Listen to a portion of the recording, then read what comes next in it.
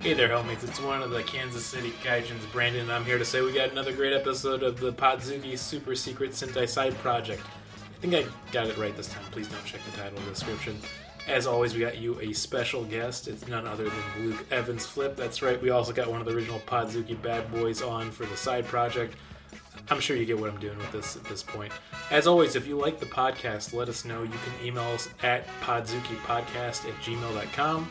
We'd love to hear from you. We'll read whatever you send us on air, and then you can also get us at Twitter, if it's still around. Just at Podzooky. We just got Podzooky, which is pretty nice. Like, rate, subscribe, whatever they're doing. We're on all the Spotify, podcast, whatever things for podcasting. You know what I mean. Just let's get to the episode. What are we doing here? Come on.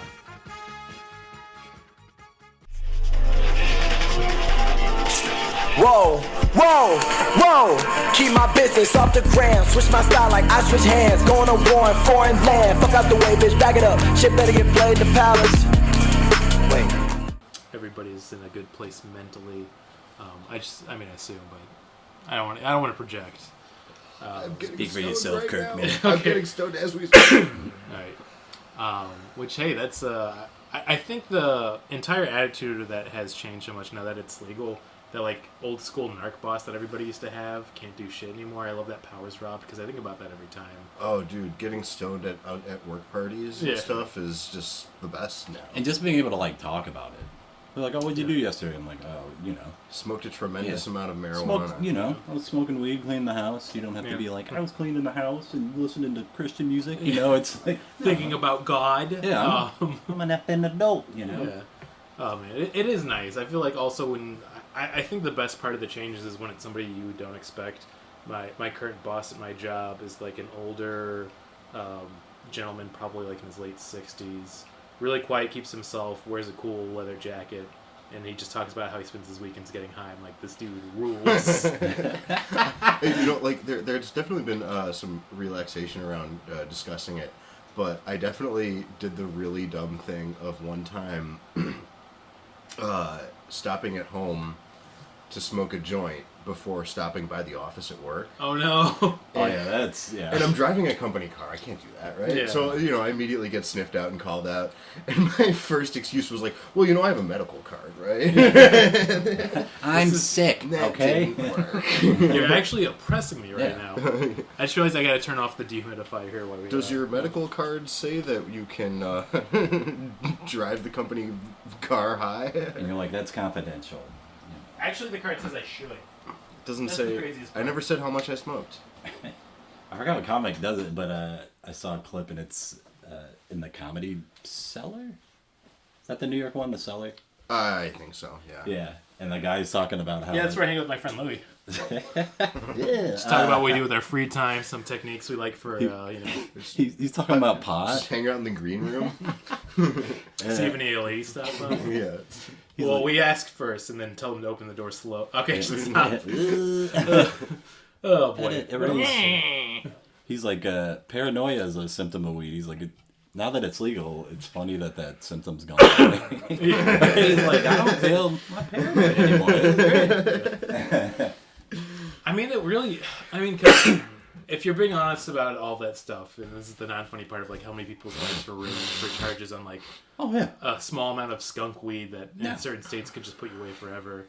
I just think about those types of narcs and like how they just want that power so bad. And they're like, oh, well, I just got to do abortion now. Yeah. That's all I got left. What's the second coolest thing, Oh, wait, that's right. Trans people. We can go for them. They do like to complain about the smell. Yeah. There's so many like New York thinkers writing think pieces about that tweet that everybody is making fun of. You can't go anywhere in New York without having to smell somebody's marijuana anymore. What was the one? He's like, I saw 2 youths and I said, you should get your life together. And like everybody was making fun of him. He's like, oh, you thought this was a banger tweet, didn't you? Yeah, that guy just got rolled pretty hard. Yeah. He walked into a wall. Into a Twitter wall. Happy Santos Day too, by the way. So that was pretty fucking funny. Actually, there's a. Did he get indicted? Right? He got full criminal charges, I think. And hey, this is a very visual tweet, but there's a picture of George Santos. I'm going to show you guys. It's a very washed out. He's wearing sunglasses. Oh, he looks kind of like Powder. He's got blowjob He doesn't lips. look happy. He looks. He does look like he has dick-sucking lips. You can really see the pink in him. But he also looks like kind of fucking hot. Like, does he not look like that's a pretty good, that's fucking slick? He's a good pick of him. This tweet is just... This is cunt. Yeah. The tweet associated with it is "This is cunt." Yeah. So George I mean, like he's serving cunt out the door. Isn't it? I just think it's funny that we have him and then we have DeSantis, and it's like, did the evil name generator break when they were making him? Like, these are too similar.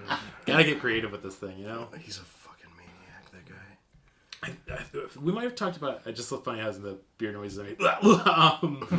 I think it was funny between this and maybe another episode we were talking about him, and I think I brought up DeSantis is one of those people that has a demon face. Like, anytime I've seen him talk and the looks he gives, it's like, that's not a human. That is literally a poorly done demon trying to blend in with human society. Yeah, and there's flies around him at his press conference. It's just the most evil eyes I've seen on a white dude in a very long time. He looks like he should have 6 fingers and an AI generated. He might have been a Hellcat angel or a very patient demon. Okay, I think that's the energy we need for starting this. Welcome to... I gotta write the name down. I gave it a really long title when I decided to do this side project for Podzooky where we're talking Super Sentai.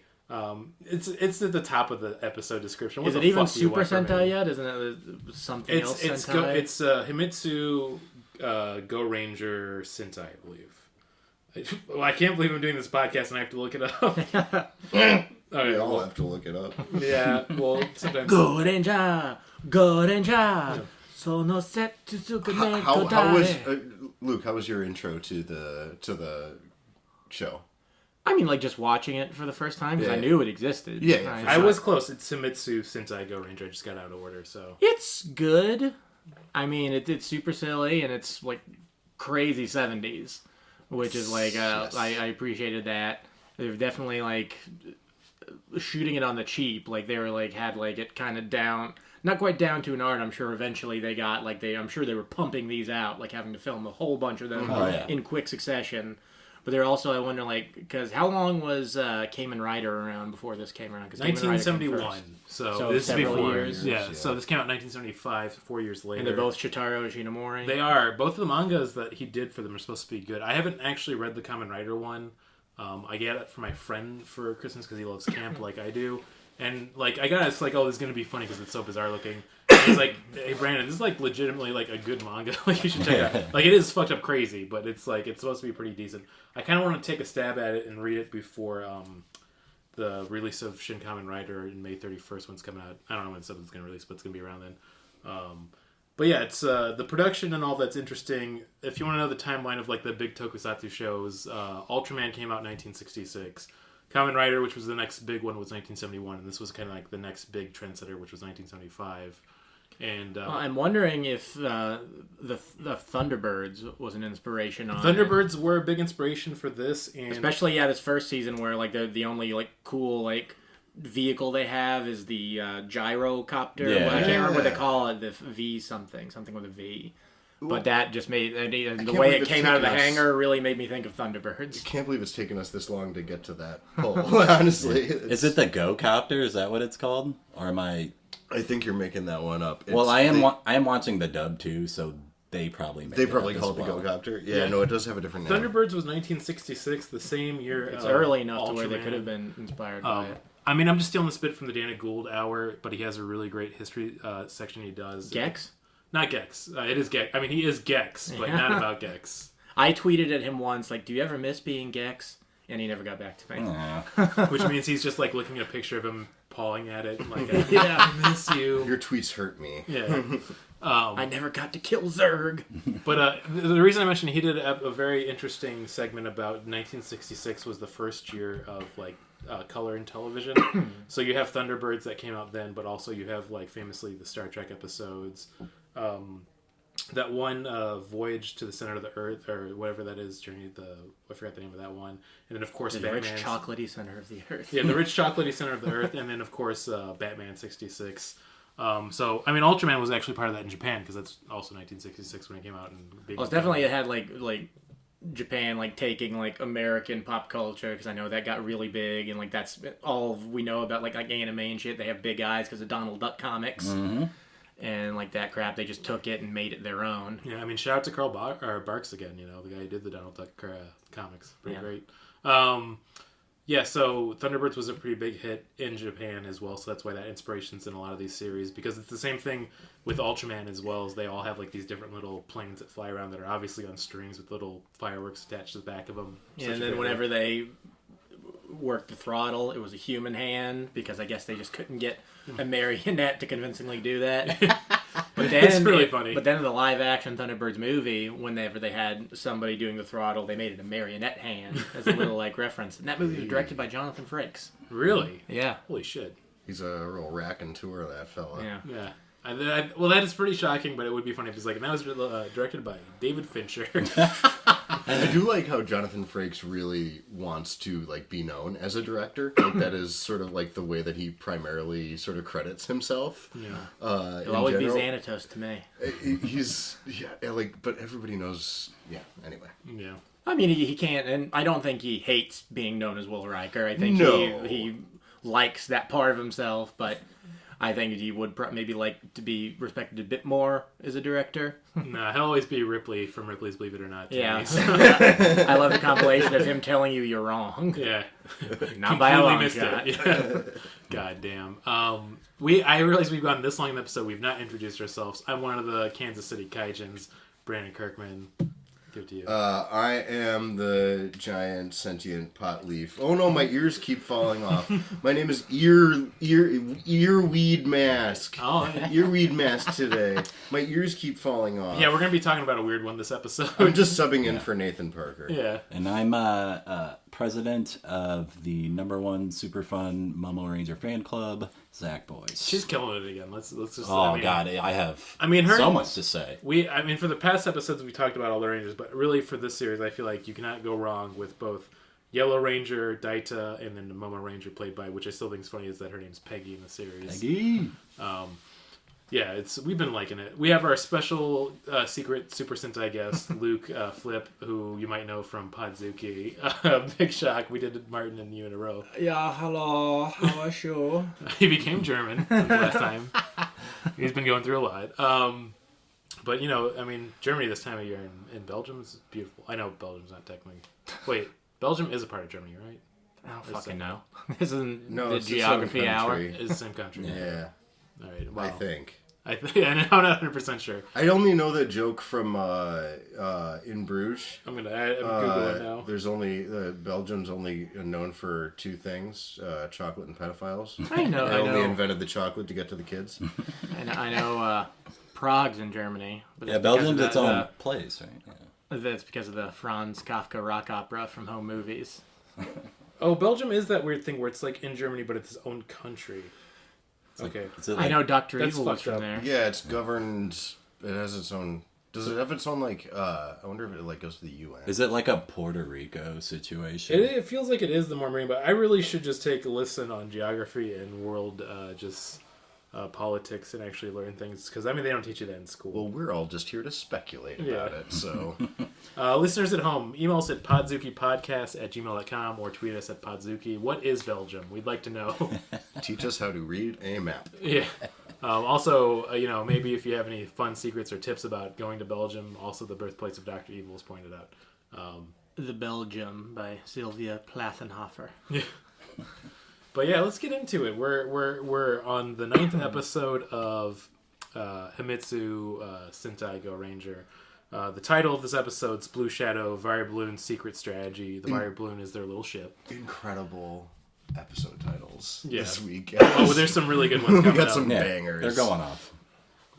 It's my favorite thing with these episodes, because I know it's very old. A lot of the tropes come from this, and the writing's always super direct, and it was made for children. But it just opens with episodes like, "Hey, we're just trying out this freeze ray right now. Hopefully nothing bad goes down. Hopefully we're gonna be fine." We did make the freeze ray strong enough to freeze the entire Earth, but we're being respectful. Well, in most of these episodes, it seems like Eagle make something that I can't think there's any practical purpose for, and then They're it's destroying the stolen world. by the Black Cross Army. Yeah, they're basically manufacturing things that could be Black Cross weapons. We'll figure out how to use Especially it later. in episode like 11, I think it is, where the dude, he's like, everybody loves him because he created a bomb that could destroy the planet. Yeah. And like, what are the, well, how would you take that to the UN and sell it? I feel like I'm just thinking out loud here right now, which is I feel like Eagle is like Russia and America in 1980, and the Black Cross is Iraq, and it's like, yeah, sure, they did some bad terrorist stuff, but the U.S. and Iraq and Russia just can't stop selling them weapons. They just can't stop giving them contraband and saying like, hey, buddy, don't worry about it. It's a Cold War. Let's all have fun. Here's some rocket launchers. Here's some AK-47s. One of my favorite strains of marijuana is a 9/11 joke. It's called Ghosts of the Mujahideen. Oh, okay, you gotta explain this one. The Mujahideen was the Afghani freedom fighting force that was funded by the CIA and Donald Rumsfeld in the 80s. That's that amazing. Eventually turned into Al-Qaeda. the Taliban. Right. Al-Qaeda. Well, they became Al-Qaeda specifically. Yeah. They didn't become the Taliban. They became Al-Qaeda. We have funded so many resistance and rebellion groups to make sure that we get a pro-capitalist leader or dictator in place. Through And crack cocaine. And it's backfired almost every time. You think that the CIA would be like, hey, let's maybe not do this. And I have a feeling they have not gotten to that point still yet with you hearing world politics A going lot on. of Wile E. Coyote energy from the central. yeah. Well, the last podcast did a whole series on like the creation of the CIA and like how it started out as the OSS, and basically like back then secret agents were just self-important dickheads. Yeah. Like just people who were like, There's like two how- brothers that I remember that started that are just insane The people. Dulles brothers. Yeah, you got it. And I did a job. I'm a locksmith. I was doing a job in a neighborhood that I hadn't been in a while, and realized that Chicago has a public elementary school named after John Foster Dulles. Oh my shit. Yeah. That's so weird. It looks like not a really well-maintained building. I mean, fitting. How can you tell from all the other not very well maintained buildings in the city? Believe it or not, it stood out as John Foster Dulles Elementary. It's so fucking funny. Yeah, there's a really great 2 episodes of Behind the Bastards on the Dulles brothers Phenomenal. too. Cosign. That's we're going on a lot of weird tangents. That's a podcast I like, but I take breaks from because like God bless the host Robert Evans does a lot of good research. But sometimes I'm like, okay, you're doing too many dead baby jokes spiritually. It's maybe the only way I could put it. Yeah, I can't consume it on a weekly Yeah. basis. I mean, God bless him, great writer, does the research, but sometimes it's like, okay, well, I just gave you the worst news in the world. Now it's time to joke about it for 20 minutes. I'm like, pretty brutal. I can't be there mentally with you every time, but I do like it in brief. I listened to the Synanon episode because Paul F. Tompkins was the guest for it. That was a banger. great one. Yeah. Oh man, Anything with Paul F. Tompkins. he's such a good guest. It's Yeah. just, it never can go wrong. We Hey, should he get him for tweeted part at you 2. once. We should get him. Yeah, that's true. I Just forgot tell him about like, that. hey, you remember the hat bone? Yeah, I drew the Philly mascot, Philly fanatic. the Philly fanatic, but I drew his skeleton, and he really liked it and tweeted at me, and it felt very good. Oh, fuck, man. That must have been incredible. Yeah, because I've also on Twitter there was another tweet that went pretty big where I drew the skeleton of Alf for a friend that commissioned me to do it. Did Just he lot have of a fun. cat in his stomach? I did want to do that joke, but I didn't execute it, so I feel kind of bad still. I mean, it's canonical. Anyways, we're really getting off the things here. Episode 9, it's the Blue Shadow of Verabloon's Secret Strategy. Like I think the title, there's a freeze ray. We don't need to like make it like a whole surprise, but they steal the freeze ray. Black Cross, they steal the freeze ray. Once again, horrible deaths for all the people involved. Yeah, they freeze and then they fall over and explode. Yeah, but like they did a really cool job. It's like a dust explosion, like a cold dust storm explosion. Yeah, each they time. shatter into like a powder. Yeah, it's like what they've got for the show. They've got. I wonder if they had some kind of deal with the government because they shoot a lot of this at some dam, right? Yeah. Like Yeah, they have maybe the TV network was like publicly owned, so they were able like, hey, can we just film here for the day, or like in like little small countrysides, Their location a bunch of little shooting. charges, a bunch of little like dirt charges, and like 3 Jeeps. I just think it's so funny that the Black Cross Army, they don't have any cool vehicles. They just have like Jeeps that these weird looking villains and Once again, cumbersome costumes. I like their logo though a lot too.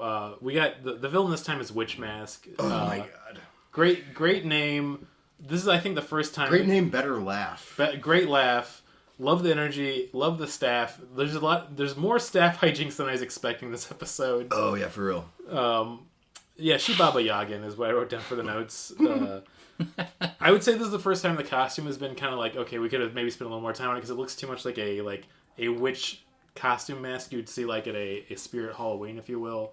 But at least the person could like turn left and right without any issues, unlike the other costumes. Oh, I know which one. We're getting there. Yeah, I think we're going to spend a lot of time talking about a certain mask from one of these episodes. Very confusing choice. As I've said too for this podcast, I've been keeping a curry count for the Yellow Ranger.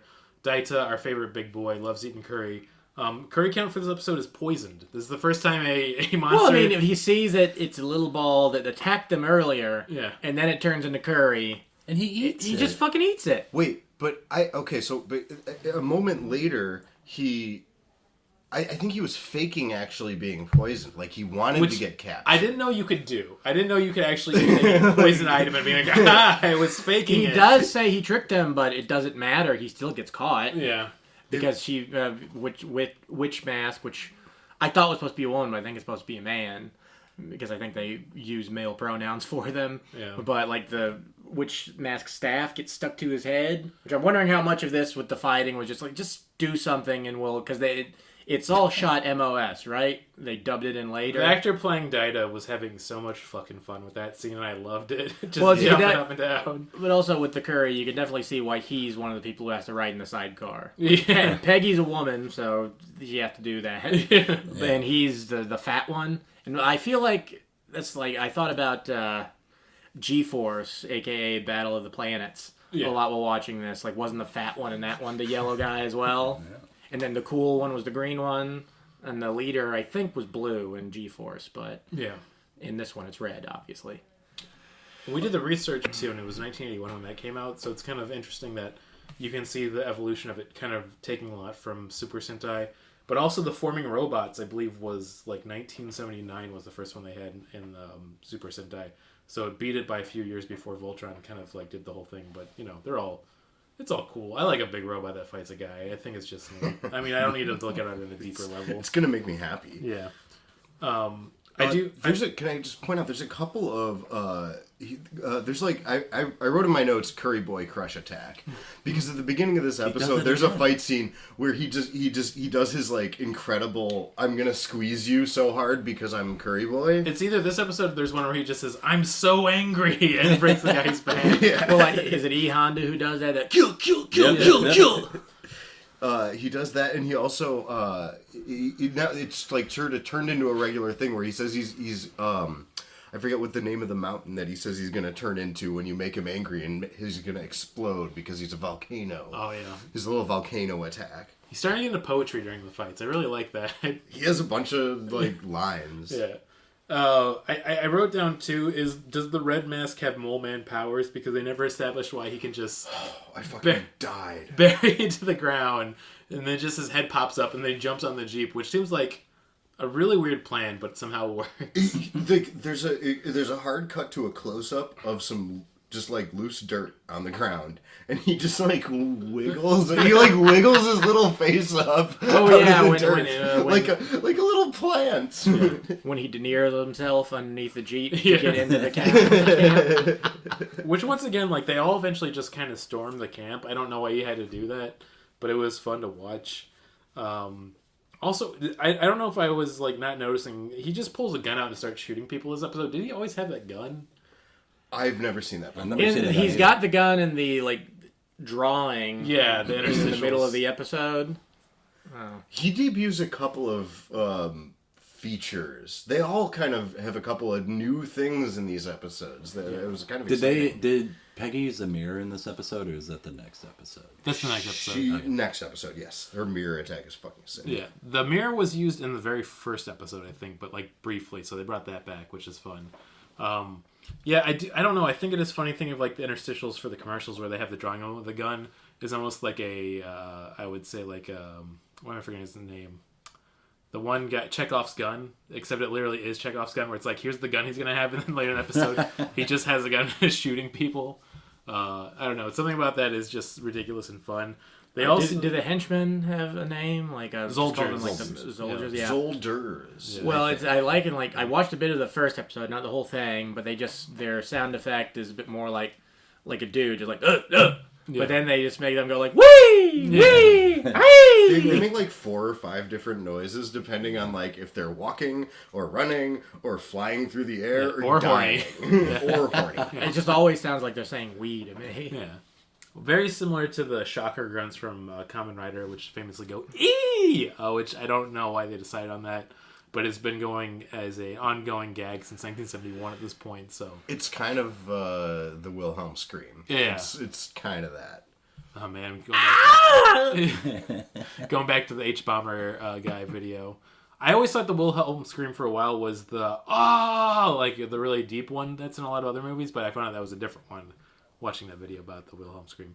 It was actually about the Roblox. Oof. Yeah. But then basically just about Tommy Tellerico being a lying piece of shit. Yeah. What an insane person. Listeners at home, if you're not familiar, just type H Bomber guy on YouTube and then watch the oof sound effect or whatever it is. Or look up in television Amico. You'll find out a lot about it. Yeah, it's wild stuff.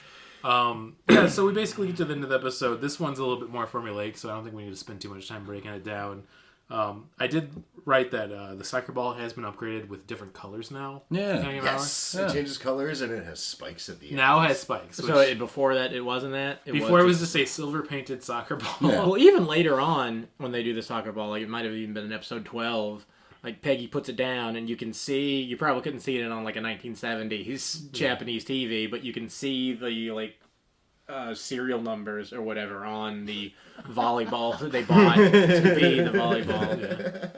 Yeah. I don't even think they painted it. I think they just got a found a pink soccer ball.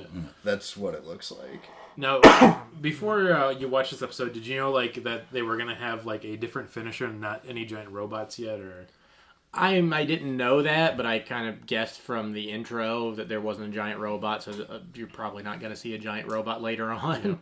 Oh yeah, that didn't come until Battle Fever J, which is like 2 series after this. But I do think like I talked about it in the first episode, all the DNA is there for like what it had become. I feel like, especially how they have the unique weapons, and then even in the later seasons of Super Sentai, they would like put their weapons together and make like a huge ass cannon or something like that. I need to explain what exactly the Gorenger powers are. Like I know they were Eagle agents already, then all their friends got killed. Yeah, there's a throwaway like line, and I think in the second or third episode that one of the scientists is like, "Yeah, I made those belts for you for those power suits." That's basically like the only thing we're ever getting. Yeah. Like, do they become mystical later on in later seasons, like it is in Power Rangers? Yeah. Oh, yeah. I mean, they get some really wild ones from the later seasons. Not this one though. They're a bunch of just cool dudes who decide that they need special costumes, which I'm all fine with.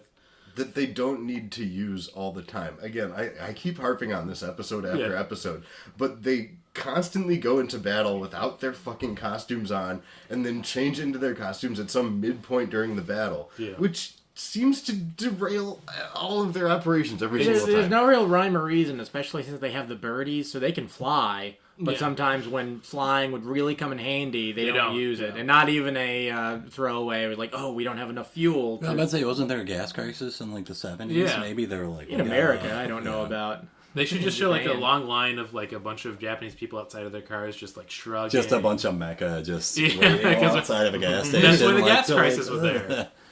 They had to find a cleaner, better burning fuel for mecha. They went back to whale oil. Yeah.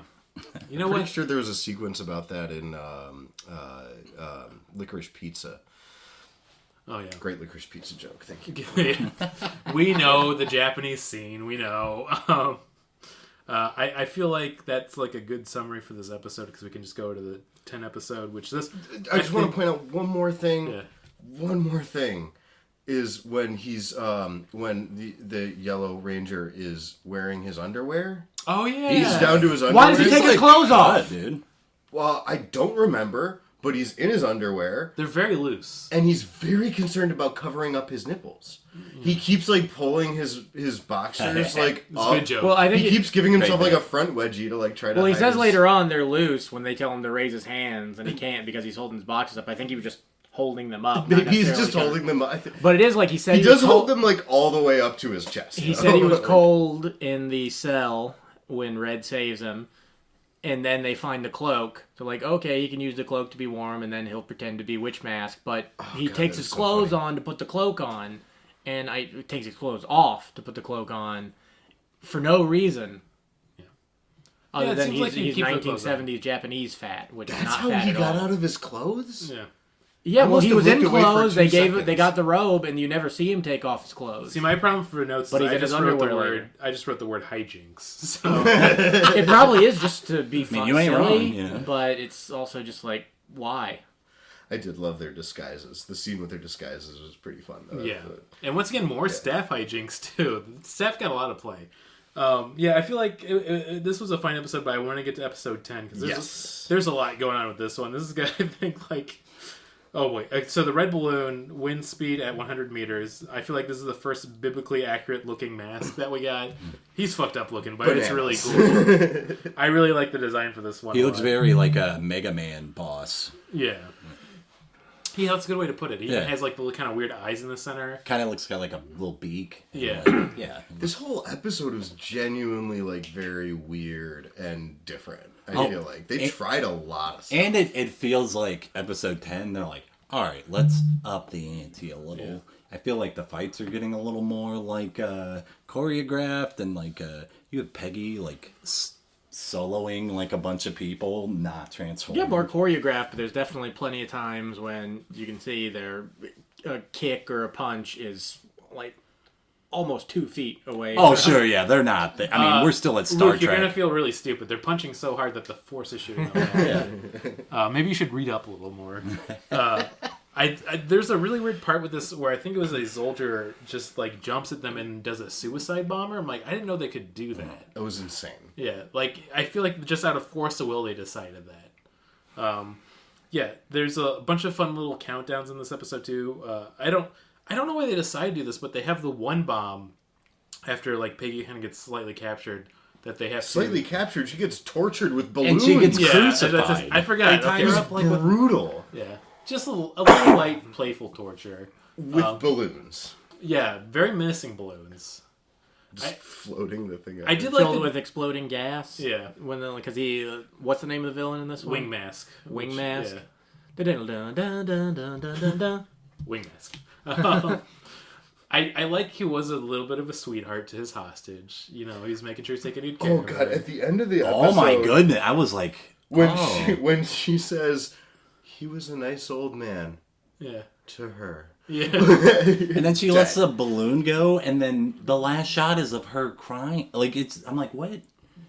He picked the wrong line of work. You Yeah, know? are we like sympathetic? Like, is the Black Cross right? Yeah. Maybe they have a fascism point? good. Yeah. I don't know. They're nice to kids. I wonder how many of the so- writers on this just never written anything before, so they're just flying by the seat of their pants. Oh, You said this absolutely. season was like 84 seasons over 2 years. No, 85 episodes. 85 episodes over 2 years. Yeah, which is technically it was one season they filmed almost all together, and they just split it over for. So like this shit's not getting any rewrites. They're just Oh, no. typing it Oh, up no. and getting First draft. filming First it as draft. soon Yeah. as possible. Though that's where Stanley Kubrick got his start, though. Oh no, they're going at the hem of their seats. That's the saying, right? Yeah, the hem of the seats. Seat of their pants. The seat of their pants. The seams are going. It'd be hem of their pants. The hem of hem their of their seats. I've never heard that before, but the- that would. The hem of their power suits. They're Yeah, just going they're- off on, you know. They're going off at the hem of the power suits. Yeah, we got. Like that's a malapropism. Oh, that's what it is. Yeah. They.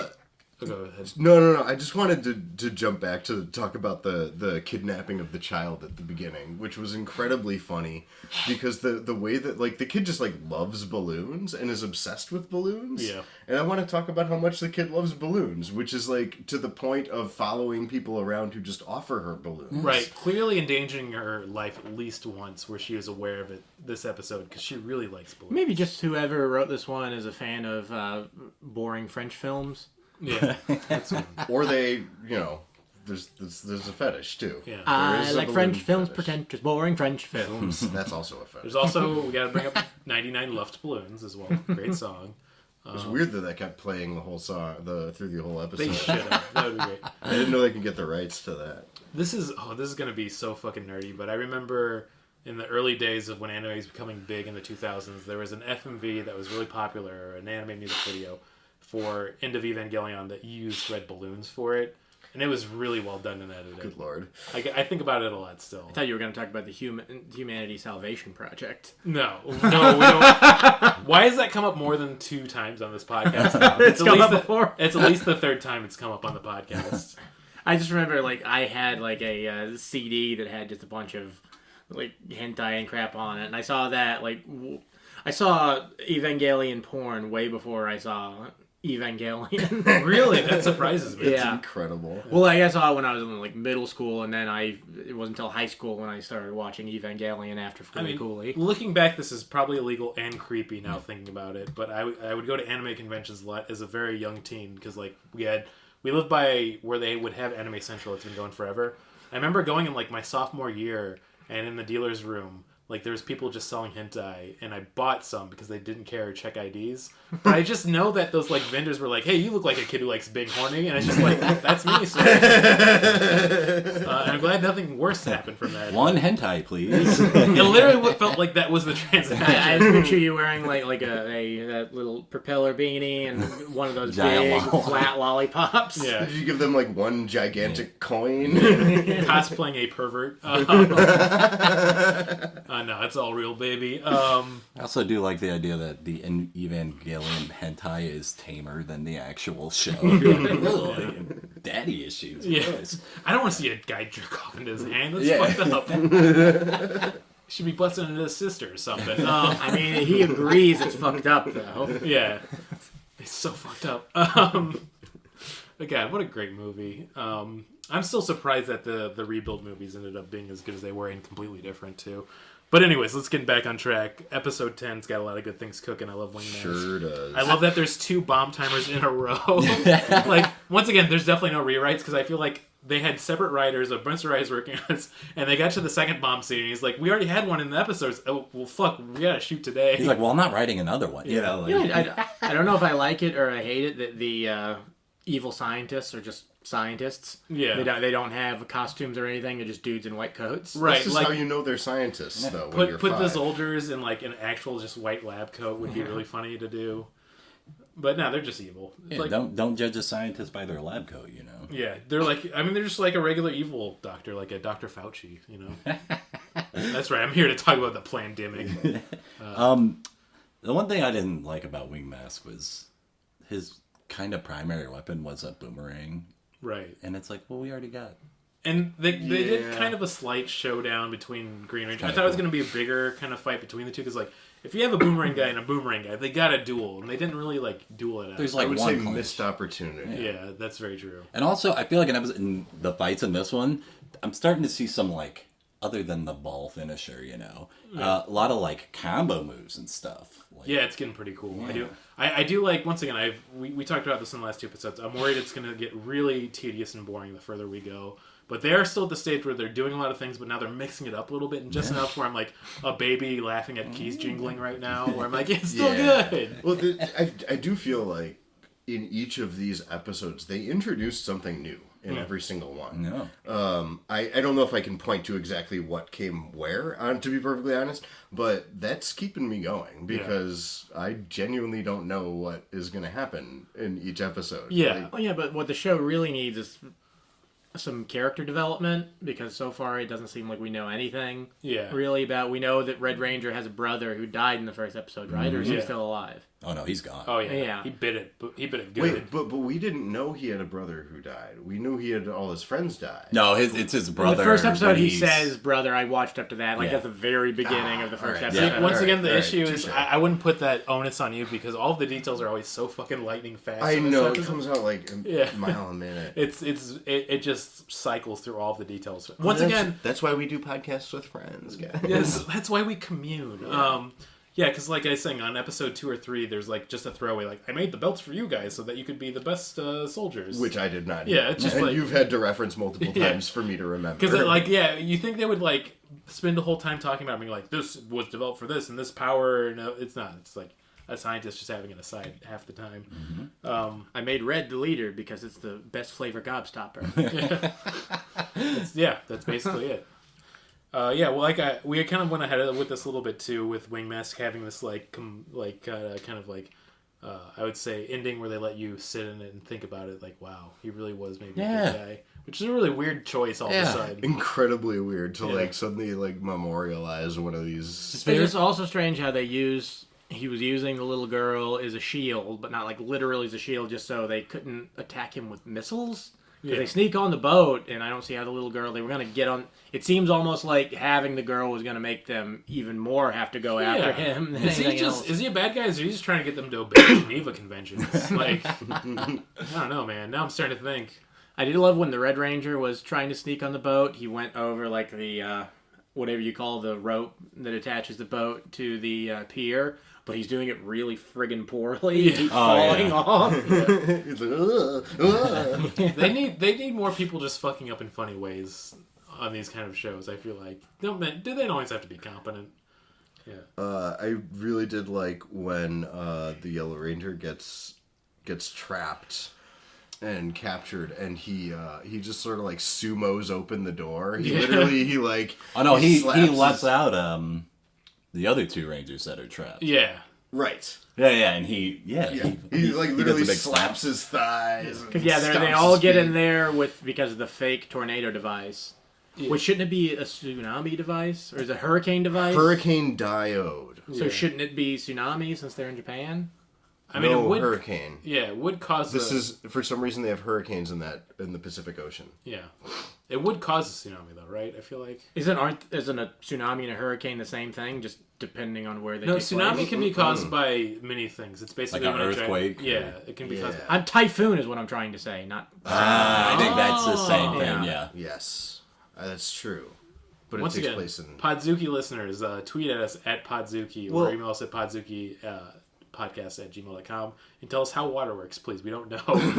It's mysterious and we're afraid of it. Well, I think like a typhoon, it's a hurricane, but it spins the opposite way because it's in a side of different the ocean. equator it's on. Yeah. Because it's from Australia. Is that true? No, it's not the equator. It's just a different ocean. I think it's just named that because it's in a different ocean. No, it's the Australians using their evil powers in nature against that's us. entirely possible. Why are we trying to put labels on all these things, first of all? Yeah. They spin this way, they spin that way. I think... It doesn't matter which way you spin as long as you support gay rights. Yeah. I think is the most important. As long as you support your local Turn the library. friggin' hurricanes gay. The frogs. Alex Jones, rest in piss. I know he's alive, but like financially he's dead forever, which is great. I feel like that's about all we gotta do for episode 10. We can get in episode 11, which is Green Shutter, The Escape from Ear Hell. Okay, wow, we're gonna spend a lot of time talking about this costume. Talking about my favorite costume of all time. But before we do, my first note was it is time for Green Ranger to suffer again. Speaking of ears, though, I didn't realize until episode 10 that Momo Ranger's helmet has earrings. Yeah. And they're explosives. It fucking rips. I don't know if she actually had the earrings before on the helmet. Yeah, I never noticed That them on seems the new. helmet. Yeah. And now she can just take them off and throw them at people, which is sick. I'm looking this up again, but I had to see if boat ear is a term for something. I keep looking. I looked it it's up, nothing. and I can't find any reference to it. I was doing a lot of googling, but Like boat maybe it's ear just something mask poorly translated. is something translated in a way that we don't.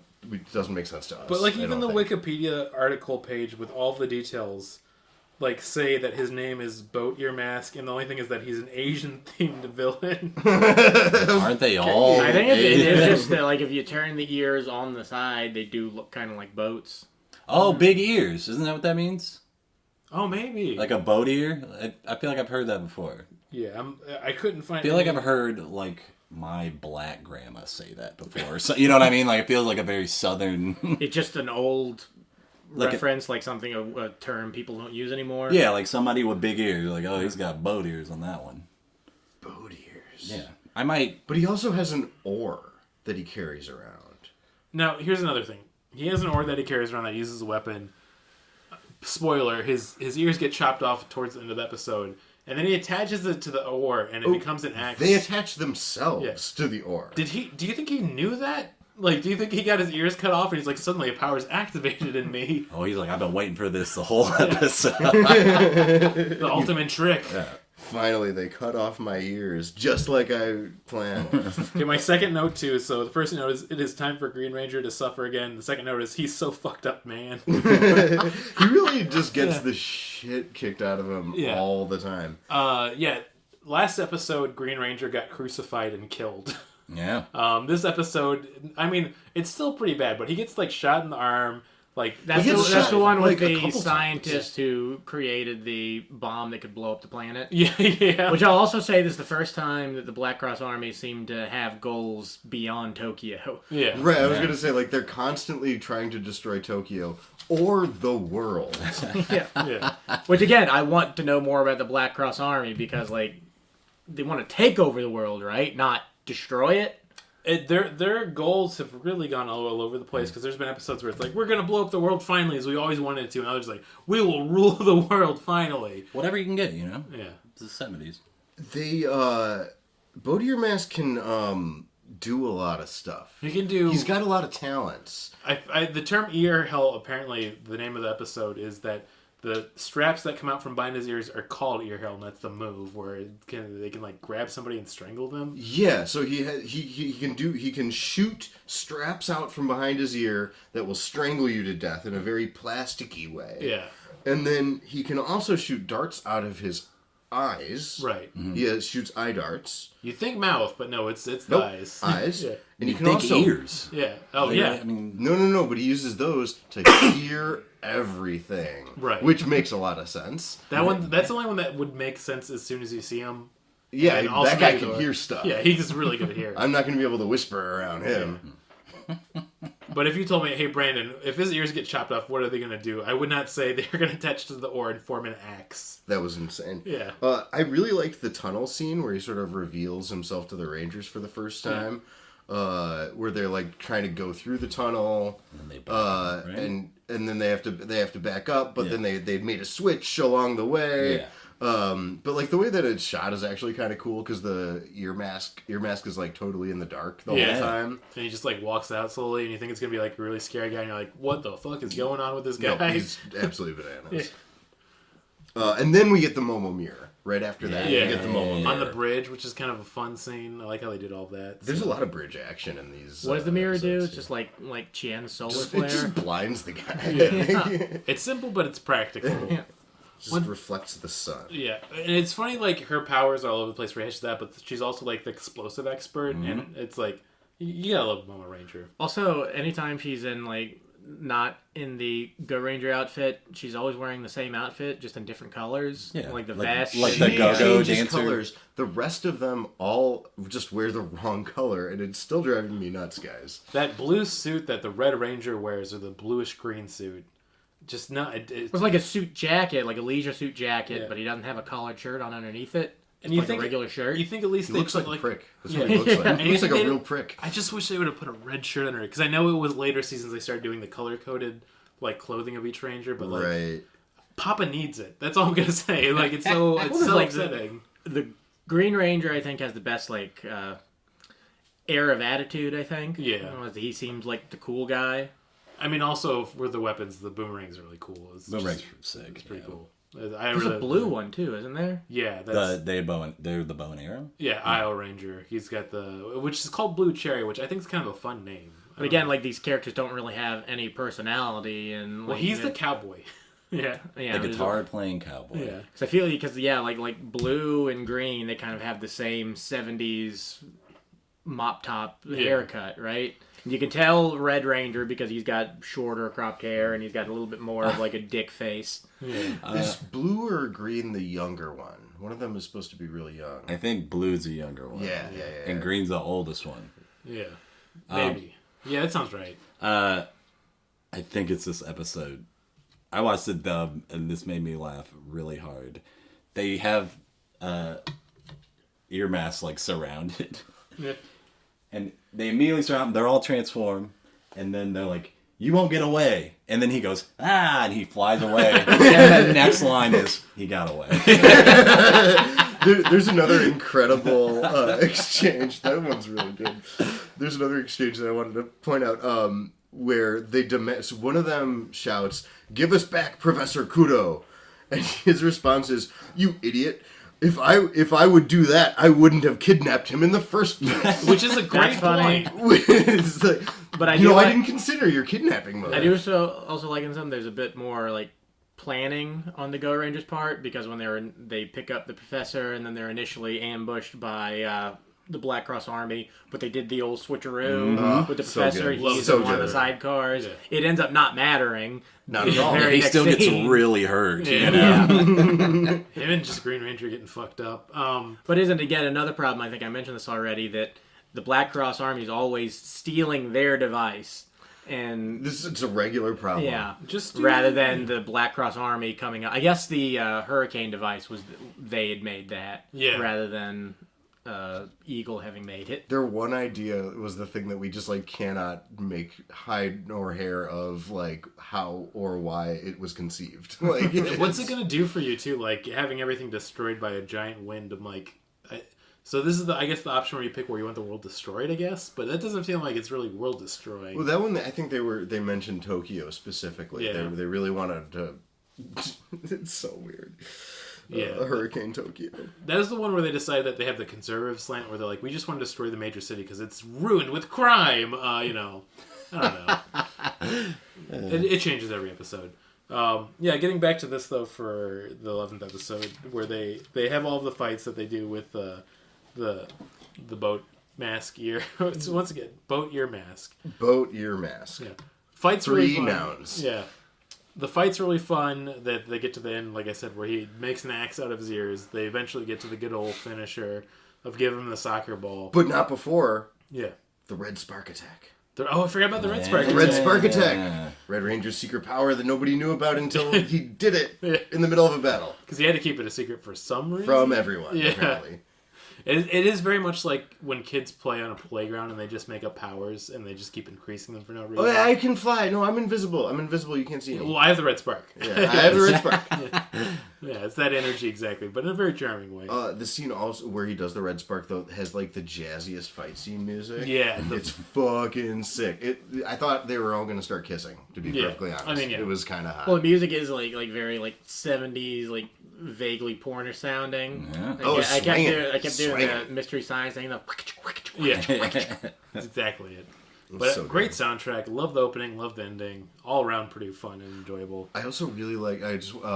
They use the beetle, the bug, the Yeah, beetle, the bug, beetle yeah, bug. the Yeah. the beetle bug to listen in on And he looks Boat at- Ear Mask. and he looks at the window. He's like, "What's that?" He goes, "What's that? It's a beetle." Stupid beetle. He's like, "Cool." Yeah, very What a great day. I love bugs. gigantic, very fake looking beetle. Yeah, the size of a fist. You know what? Huge ears, not a big brain. I'm just going to say that now. I'm gonna say this was an incredible episode. Yeah, it was a good one. was a banger. It got up to the heights of Werewolf Army episode, but it was really fun. I think we can go into the 12th episode now, which is the Super Energy of Silver Burning Hell. First off, I gotta say, Silver Heat Mask for design, that fucking rips. It's so fucking cool. It looking. slaps. The drip is real. Yeah. Like, it's amazing. He's got like a weird cape, but he's got like basically like a bug, almost like Kamen Rider-esque looking helmet, but it's got Very these red buggy. eyes. My big notes to this too, of like, as the episode went, is like, Taro's the boy that hangs around with them, and every time he shows up, he's just there to fuck it up. He's just there to get kidnapped. Yeah. every single time. But it's always with him like being like slightly shitty about So something. these characters shown up before? Yeah. There's like other like members of Eagle that Yeah. don't have the. Would you Go be Ranger surprised powers? if I've told you that Taro showed up many times, and every time that motherfucker gets kidnapped? I mean, he's definitely got like a Spritle sort of energy. Yeah. He's just there for a reason for the heroes to have to Yeah. save them. I mean, I'm having a fun throwback to our last episode of when they had a villain they were fighting that was a gas mask. But which this was did have some character conflict with Yeah. what's her name? Peggy. Yeah. No, it's not Peggy. It's another. Oh, the one The of the sister. secret. Yeah, the Yeah. sister who's Yeah. one of the agents too. And her like having to work for like to lure in the Go Rangers, which I mean, I don't know. Just the Go Ranger's going to come to you anyway. Which is part of really the Black weird. Cross Army. And then on top of that, like, Red Ranger was being a real dick this episode. Just going out of his way to be just not an enjoyable dude. I agree, but at the same time, like, that's something the show needs. Like, some character development. Some He's like, maybe a bit too conservative and a hard ass about this. Like, he comes around at the end. Yeah. Well, in this episode, and there was a reason for it, because he said something about his sister was killed by the Black Cross Army. Yeah. When they finally had their confrontation, they told somebody. Peggy says you're going too far, and he says my sister was killed. Yeah. When we already knew his brother had been killed by the Black Cross Army. And then he just brought up his sister, who we And never also heard. my sister and my And dog. also my sister was killed. I like my sister then. My stepdad, and he was a good stepdad, not a bad stepdad. Yeah, I think it's funny too that she is at one point wearing a Dallas Cowboy sweater too. Like it's hard not to notice and just look at it like, Dallas Cowboys. This is a shout out, a very weird thing to bring up too, but in tandem with this of one of the Kamen Rider series that are one of my favorites, Kamen Rider O's, which was from 2011, and one of the characters wears a Chicago Cubs sweater for a lot of his outfits. And it's hard not to see that every time and just be like, the Bears. I love it so much. No reason he's wearing that. I think the actor's just like, this is a cool sweater. I think it's funny when you are watching a show like this and just weird American apparel shows up of that sort. So that's where all the hentai stickers went. Not all of them, but Yeah. some of them. I found one in my book bag that I forgot I put in there when you gave them to us. And I was at work pulling it out next to a coworker, and it's just like, oh no. Since this isn't a visual medium that we're recording, Luke has just pulled out a very pornographic water bottle. It's It's sexy. I don't know. It's tasteful. Pornographic. It's fun. But It's a little kinky. a little busty. You know, I it's feel Busty. there's a foot one. a lot of them are foot oriented. The feet one actually feel more pornographic than the ones that are just the scantily clad women, because it's like you know what's going on with that one more. Well, yeah, it's very obvious that that's the. I'll just leave it there. No, no, please. Okay, yeah. Just know that we have it on the table now as we record. To get back to this too, and like they have the whole argument about it's like, well, I want to save my brother, and then Red Ranger's being a dick about it. Eventually they come around, and I feel like the whole time, like Silver Heat Mask is just like, okay, guys, come on, make a decision here, please. Yeah, I'm getting bored. He Like, just work wants your to go shit through out, This you know? thing. Yeah. His little kidnapping. Yeah. Is this the first episode where we see some like special effects in the sense that he has the heat eyes? I think so. I like that. There's a 'cause couple of things happening with It that. did that feel were more cool. like Power Rangers, where like you've got the bad of the episode, they're introduced at the beginning, But they have, like, a you show specific like power. what their Yeah. power is, and now that's going to be a challenge for the Rangers. Yeah, I did like the special effect of superimposing the animation over Yeah. the The footage. little- I'm like, here we go. And Fun the- sound effect accompanying it. There's also, it's sort of at the beginning of the episode, another. It's the second time in the show that they've used stock footage. What must be stock footage of the wildfire. Yeah, and then yeah. a third time also in this episode where they do the stock footage of people like running around Tokyo in like Yeah. emergencies. And I'm not sure what some of that was for. Some of it was shot for the show, but some of it wasn't. It was I'd love to bad. see like how much money they were spending on this, because it seemed like mostly just costumes and stuff, and like the charges they used for the explosions. We spent Right. all the money on costumes. We're gonna need you to bring your 3 Jeeps yeah. and your own clothes. That's why they don't match. We're going to be filming everything next to this big pile of dirt. I'm even wondering if it were the actors that were inside the Go Ranger outfits, or if they were just other people. I do like that idea they had to bring their own outfits. They didn't have like a department for that. There's no wardrobe, yeah. And the secret agent was like, oh shit, I just got back from my trip to America and I have this Dallas Cowboy sweater. Oh man, I love that so much still. Yeah, once again, I love that Peggy's firing all cylinders this episode. Kind of snaps some sense in the Red Ranger. Just really, I feel like it is a fun showdown at the end of it. And once again, I like the whole Silver Heat Mask kind of like, I'd say, build up to the end of it. But yeah, I feel like this was a more simpler episode where I don't have much to talk about. It's like Bodier Mask, but like it was a really fun one all around. Yeah. It was pretty great. There were a couple of fun moments. The kidnapping was particularly brutal. Yeah, the cage situation, lowering this child into a stone cave, like a few feet above a pit of water, while he's also tied up in the cage. That was pretty nasty. And also when he nabs the Green Ranger and then drops him like 100 feet onto a big pile of rocks. That looked painful, even just for the stunt actor having to pull it off. Well, it was very clearly just a dummy. Yeah. There's this really funny cut insert shot of the Green Ranger sort of dangling in the net under the bridge. Yeah. And it's just this very stiff dummy with its arms and legs like straight out at I should say sides. I knew that was a dummy, but the being in the whole rope and then getting in there, Yes. that was definitely a real person. I'm like, That was damn. bananas and looked actually kind of dangerous. I really like that. There was also a cut to the Yellow Ranger giving Commander a back rub during a very tense scene at headquarters. All right, now we're that getting scene to some too. character development. That was like great. It was just they're all stressed out, and the Yellow Ranger's giving Commander a back rub. I feel like that's definitely a cultural thing, though. You know, like just like I know masseuses were like a. Get a foot one. Oh no, he's totally he's helping out his bud. But I thought about like Zatoichi, like he was a masseuse professionally. Sure. He was just also a blind swordsman. Yeah. That was like his passion, but his job was masseuse. Oh man, that guy rules. But yeah, I mean, we're already at the end of the episodes. How did you feel going through these 4? I mean, they were fine. Like, definitely, like they're like kind of boring, but like there's enough camp to where you can enjoy it. I don't know that I'd like watch it on my own. Like probably some of the later seasons I would when when the writing gets better. I'm sure they figure out more tricks to do and get better at it. Like the longer you do anything, you're gonna get better at it. Also, not 85 episodes. Yeah, and once like the Zords and stuff start showing, do they call them Zords in the Japanese? They call them Mecha first for a while, but I think they actually do call them Zords in general now. So yeah, but yeah, I mean it's clearly like it's a big like cultural phenomenon, especially when it came over to America and was like Haim Saban getting to exploit a bunch of non-union actors and making film $500 an episode. And... Yeah, we should make an episode talking about how much of an asshole the Sabans were and all that. Yeah, We could tie it to the WGA strike that's going on. that is fun. There you go. Yeah. It's funny how things don't change for some reason. I don't know why. and yeah, that 12th episode was definitely probably my favorite because it had the most going on. It had some character conflict. Yeah, that's true. I did like that a lot, even though I feel like we went through that one a little quicker. There's more actual development and challenges for Well, once. there's not really much you can say about these because it is just they're for little kids and it's. Well, you haven't seen the Werewolf Cop episode, so... Yeah. That was pretty Might change your life. mature. Yeah, really scary.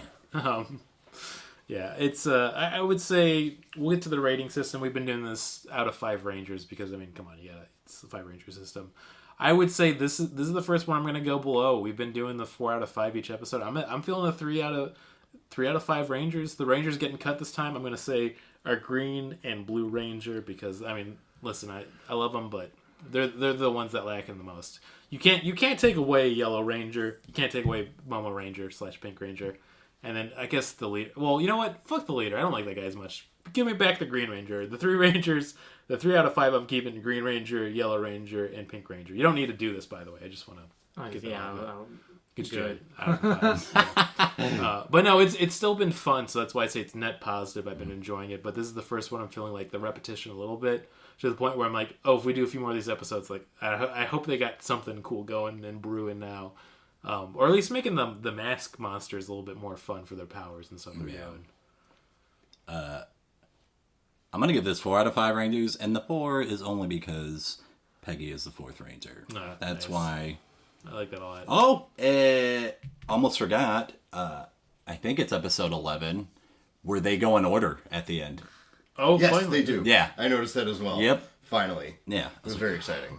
I did notice one of the episodes they weren't in order when they lined up. They're never... We talked about it a lot. It bothered me a little bit. Yeah. I am also gonna go 4 out of 5. I'm also feeling the repetition a little bit. Like there's definitely moments where I'm watching these and I can feel myself tune out a little bit because I know how this sequence of the show is going to go. Especially when we get towards the end of the episode and they're doing the final fight. It's like, all right, I don't need to pay attention. We know where it's going to go. Final fight. There's just no suspense to that. But like I said earlier, each of these episodes introduced at least one or two new concepts. There was either characterization, like in the later episodes, or in the first couple episodes, there were new ways of showing the villains. The villains are consistently a total highlight. I love every single villain. They are all extremely fun. Their masks are glorious to look at. Learning their unique traits each episode is still extremely fun.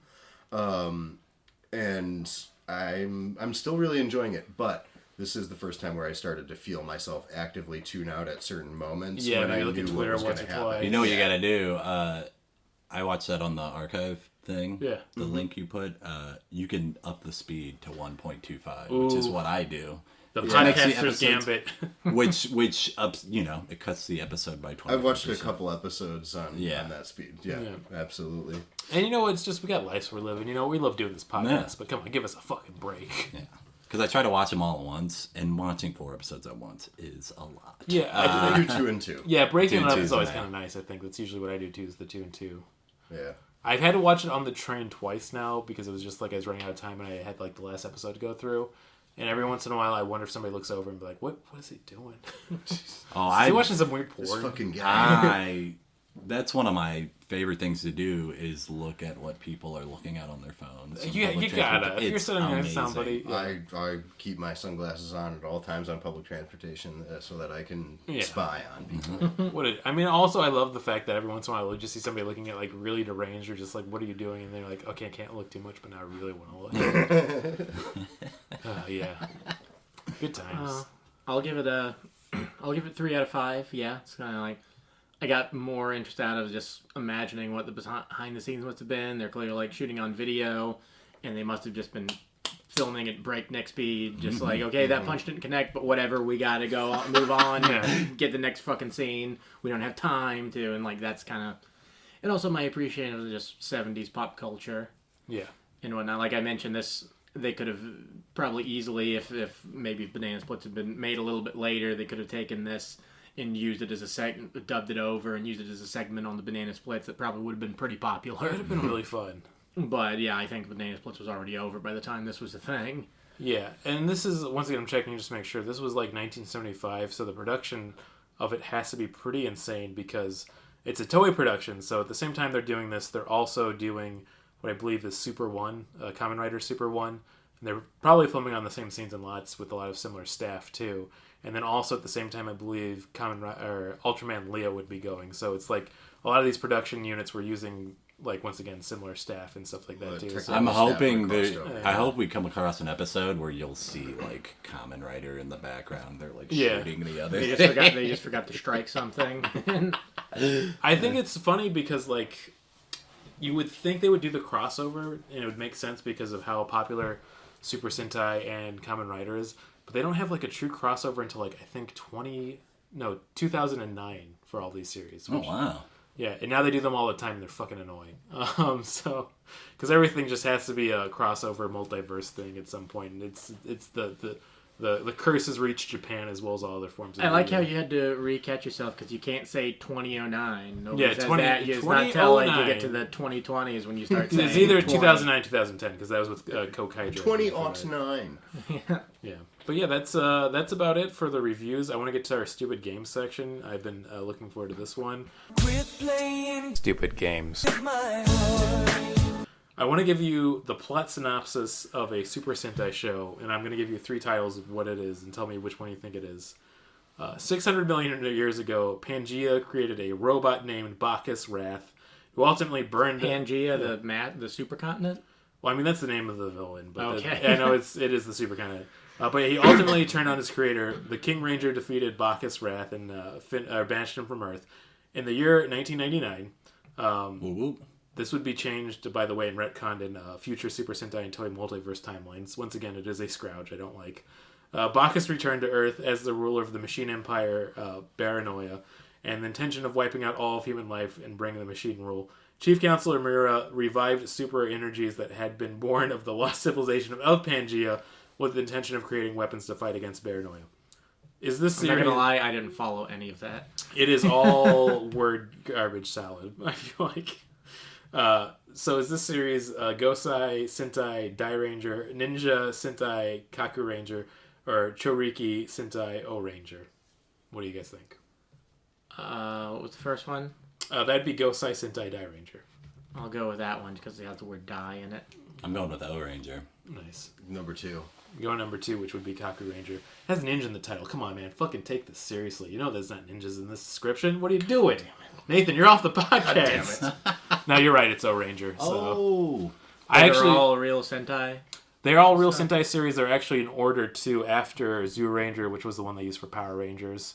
O Ranger was the first one that they used new costumes and gave it a new name, which was Power Rangers Zero. Oh, Zeo. I remember Zeo. Yeah, Zeo was pretty dope. I liked it as a kid. The fun thing, too, is... Do the Power Rangers exist in the Japanese one? Do they ever acknowledge They do. that They've all? done, like, a few slight crossover things here and there every once in a while. But I do think it is funny of, like, reading all of these and, like, seeing what they would use and take from each series. But they completely started doing their own thing by, like, I'd say, like, the 4th or 5th year for production. Each of these series have a 6th Ranger, you know, like how they have, like, the Green Ranger in the original one. White Ranger. Yeah. And, yeah. In this series, was that Ranger either Ninja Man, King Ranger, or Kiba Ranger? Well, it'd be King Ranger since he was right. Yeah, King about that. Ranger. Yeah, because they announced it in the thing, and King Ranger was pretty dope. I'm also guessing King Ranger. Yeah. You all win, by the way, this time.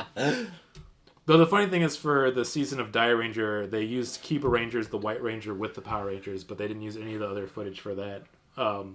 Which, I don't know, it's just it's a fun little factoid. So, yeah, good times. What was the name of his saber? Was it Sabu?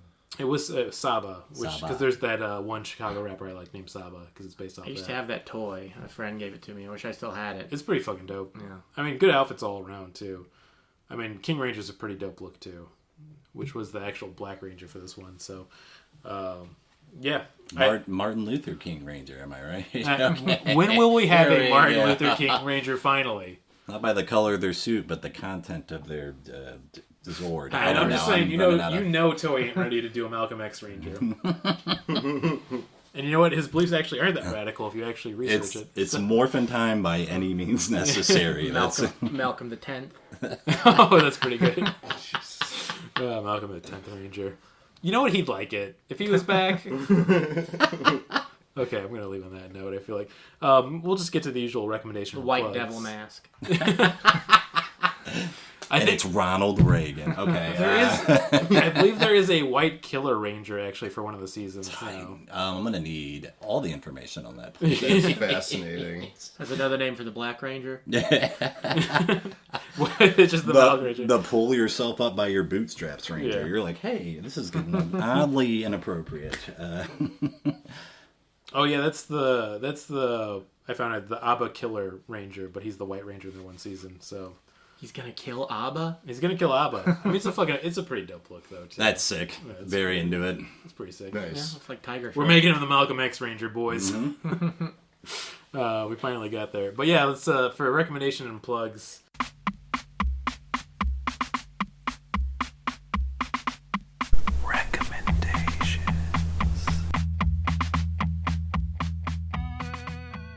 You know what? If all the stupid games? I'm just doing that for the stupid games today. I mean, Ninja Man from Kaku Ranger was pretty dope. They didn't really use a lot of footage from Kaku Ranger for Power Rangers. It wasn't until, like I said, O Rangers when they actually used all new. Kaku Rangers. Yeah, I don't know. Cock ring Rangers. I don't know what Kaku Ranger means in Japanese. I should look that up. I should have done more research for this one. Once again, I feel like we're pointing out that usually I do a good job of doing the research before, but not this time. We'll see what it stands for. I'm pulling it up right now. But if anybody's got any recommendation or plugs, go for it, I'd say. Oh, okay. Since we're, a game. I was talking about being a fighting game aficionado.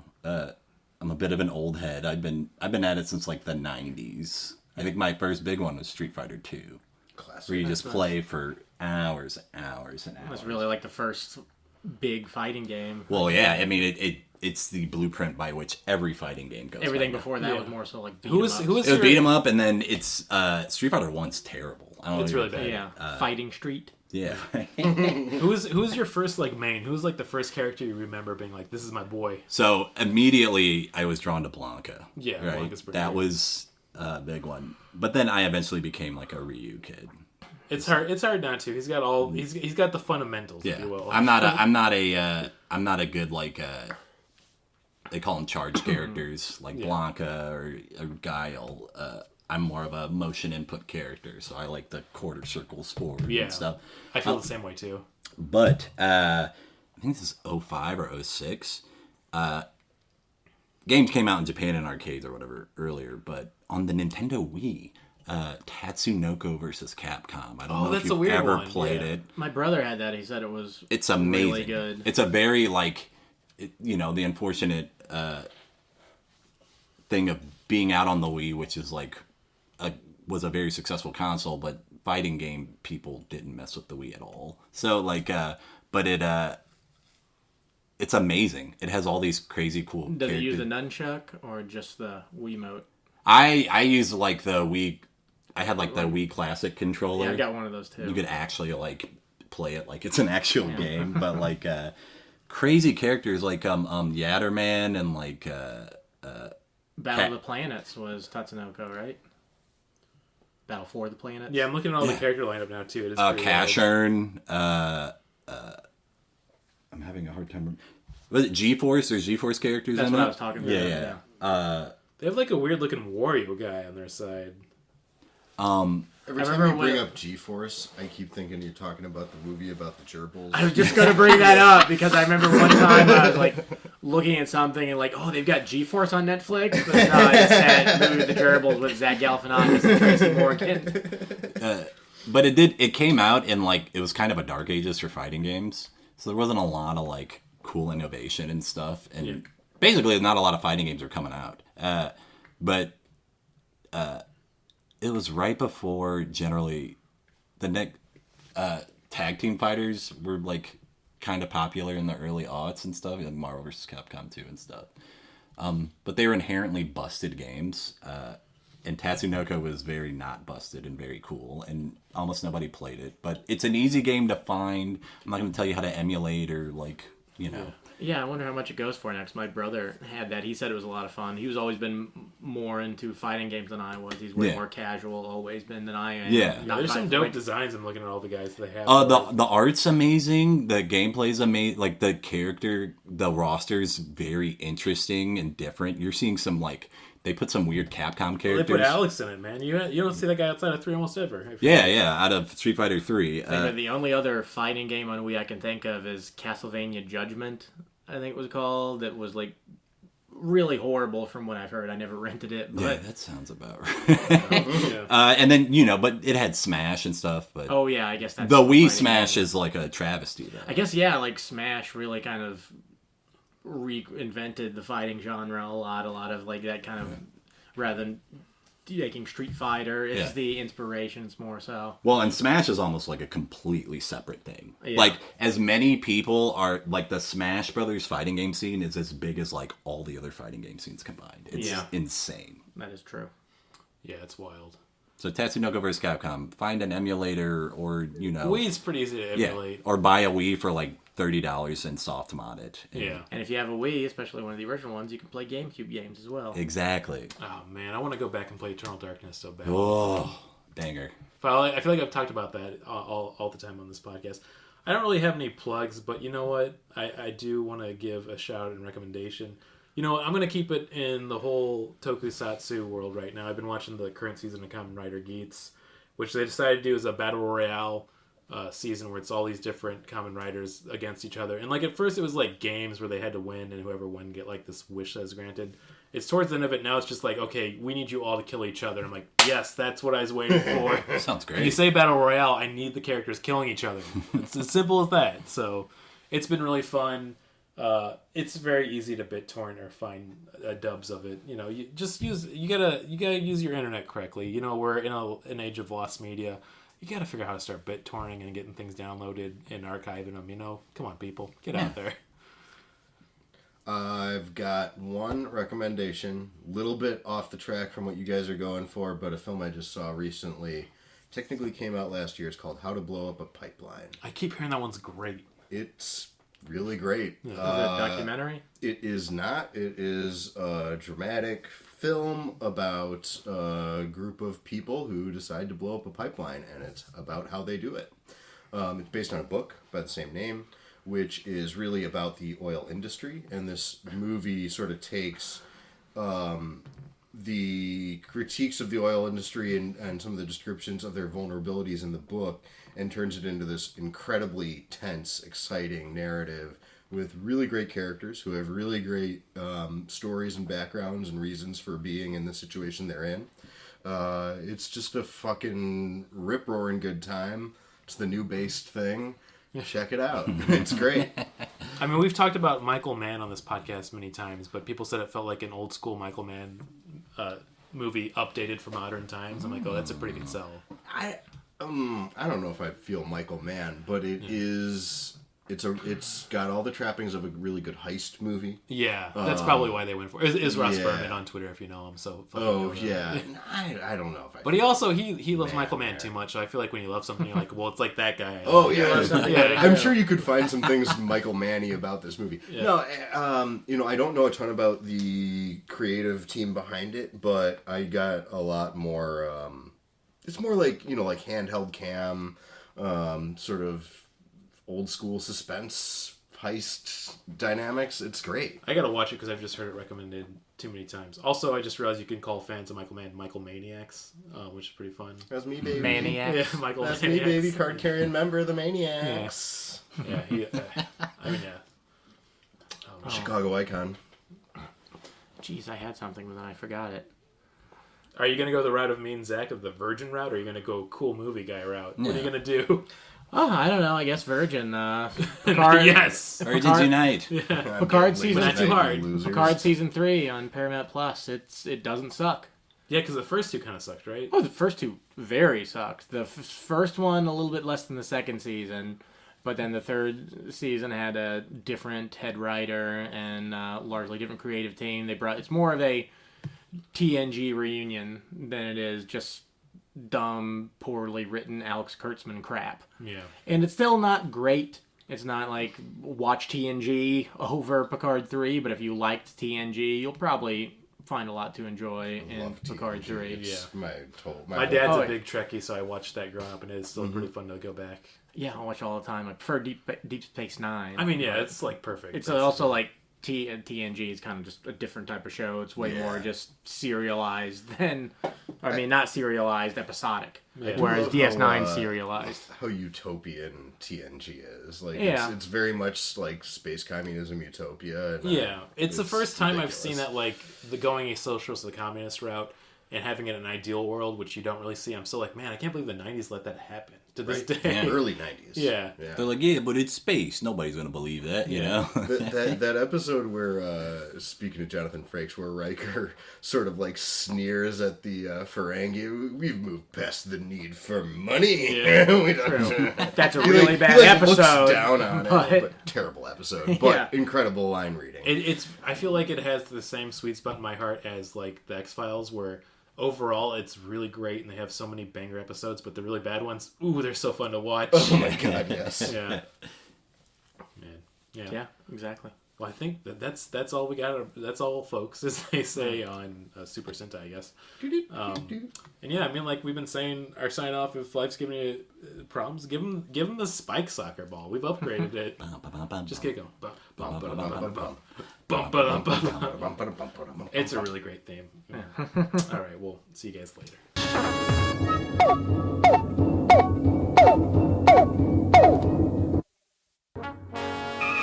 We regret that you have not yet complied with our order. This show has been brought to you by Machine Culture.